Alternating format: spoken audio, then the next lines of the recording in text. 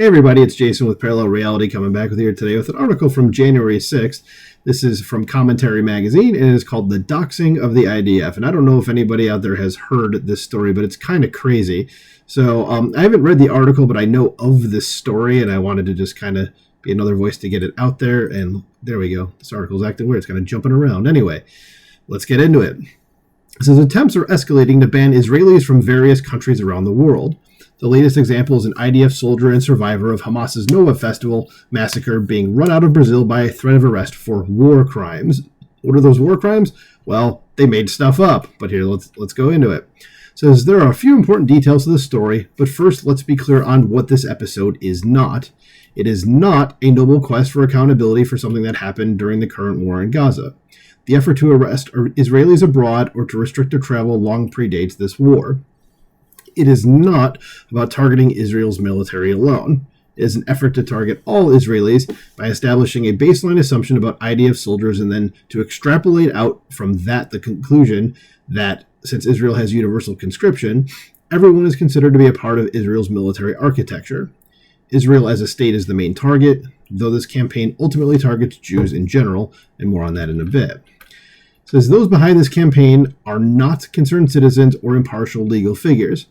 They are, in fact, an extension of terrorist entities that are under Iranian direction, such as Hezbollah. Here we must look to a critical report published today by Lahav Harkov at Jewish Insider. The organization behind the attempted detainment in Brazil is the Hind Rajab Foundation, led by Diab Abu Jaja. Who is Jaja? Says, well, as Harkov details, he was a member of Hezbollah who received military training from the Iranian terror proxy before misleading Belgian officials into giving him asylum. In Belgium, he founded the Arab-European League, which was behind anti-Semitic riots in Antwerp. Okay, and those are what happened like a couple months ago. So not a good dude, it seems. Says his fellow Hind Rajab leader, Karim Hassoun, writes Harkov once brought a coffin representing a dead Hezbollah terrorist to the Holocaust Memorial at the site of the Nazi transit camp Mechelen. So again, he's a nice dude.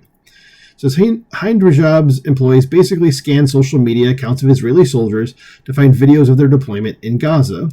When those soldiers travel, Jaja's minions file legal complaints accusing the soldiers of war crimes. Okay, so like I said at the very beginning, there's just zero evidence that for this particular soldier that's the focus of what happened here. Nothing happened.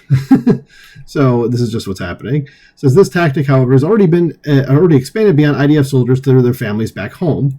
Late last month, an Arizona man was indicted for a campaign of threats against the parents of an IDF lone soldier.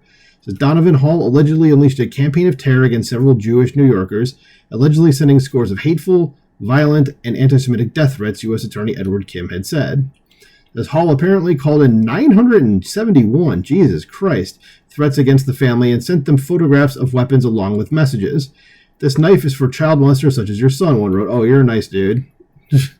No wonder he was arrested, and I hope he gets some prison time there. It says the threats and cyberstalking, according to the case file and comments from one of the victims, Randy Settembrino, began when a Palestinian Twitter account with a reputation for posting misleading videos of IDF soldiers and then doxing them posted about Settembrino's son. The account, and several others like it, has taken to posting the personal information of IDF soldiers and their families to its followers, often with wild and imaginative claims about the soldiers' supposed crimes. One of the Hamas propagandists who targeted Settembrino's son once accused Israel of blowing up Palestinians in Gaza with Iron Dome, Israel's missile interceptor system, which I don't think is a thing that can actually be done, but okay. Says the point of this doxing campaign is exactly what happened to Settembrino and others, to put them and their families in danger wherever they might be. It is, to borrow a phrase from the Amsterdam pogromists, a global Jew hunt. Dozens of Israelis have been told to avoid travel or return home from abroad after war crimes claims were filed against them. Yuli Edelstein, chairman of the Knesset's Foreign Affairs and Defense Committee, told the Jerusalem Post he's working on developing a strategy to protect Israelis abroad from lawfare and other legal harassment. Said, I am embarrassed for Brazil and its government for capitulating to pro-Palestinian legal terrorism, Edelstein said.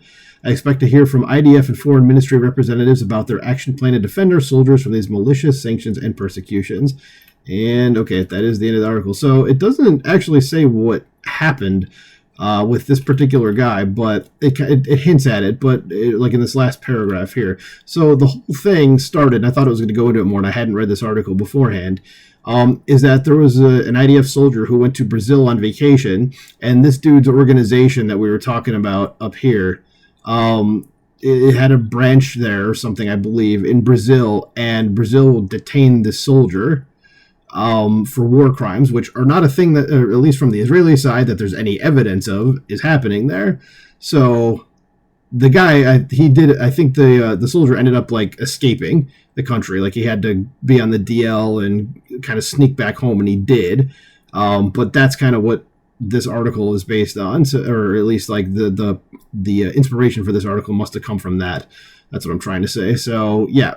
And that's a very dangerous thing. I mean, can you imagine if like an American soldier was detained in like Germany, because of something that, some Iraqi person was spreading around about something that didn't actually happen, or some like manipulated video that happened in Iraq, or even like an Afghani person was doing that.